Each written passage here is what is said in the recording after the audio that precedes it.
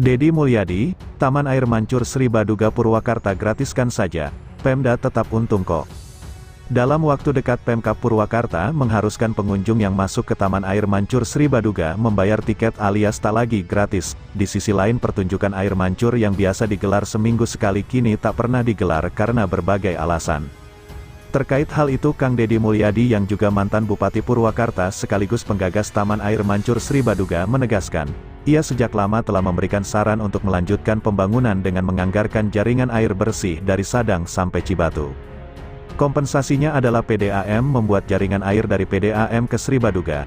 Clear itu semua. Kalau itu dilakukan semua biayanya waktu itu hanya 14 miliar rupiah.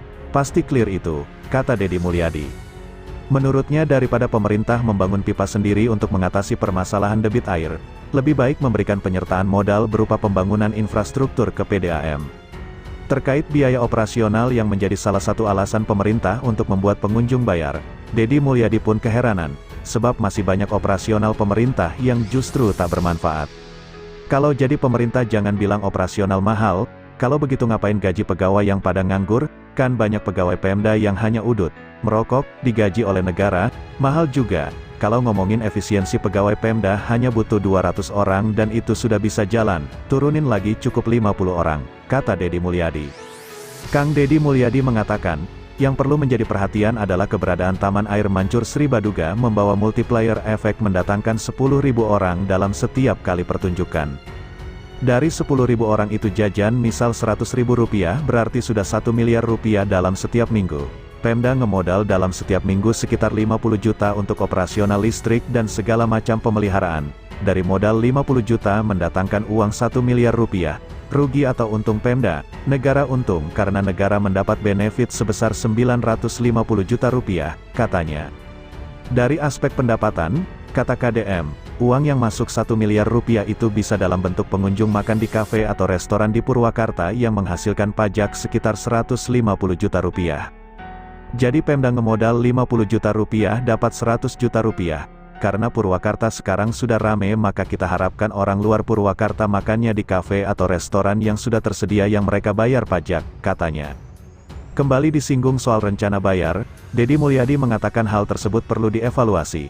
Menurutnya itu tak perlu dilakukan mengingat saat ia menjabat semua orang bisa menonton gratis dan pembangunan di Purwakarta tetap jalan. Itu kan katanya perdanya saja dievaluasi. Logikanya begini, zaman saya memimpin air mancur jalan setiap minggu, jalan tetap dibangun, bangunan bagus-bagus, rumah sakit gratis, sekolah gratis, event-event festival mulai dari lokal, nasional sampai skala internasional, ya sudah itu jawabannya, sederhana, karena pemerintah itu jangan suka mungut yang receh-receh, ujarnya. Jadi air mancur gratiskan saja, Pemda tetap untung kok, kata Kang Deddy Mulyadi. Seperti diketahui Pemkab Purwakarta telah membuat Perda Nomor 11 Tahun 2020 tentang retribusi rekreasi dan olahraga. Dalam perda tersebut rencananya pemerintah bakal menerapkan tarif masuk ke berbagai fasilitas yang dibangun pemerintah salah satunya museum dan taman air mancur. Rencananya tarif akan mulai berlaku pada akhir tahun 2023 ini. Pengunjung yang masuk ke Taman Air Mancur Sri Baduga akan dikenakan tarif Rp3.000 sampai dengan Rp15.000 tergantung usia dan tujuan.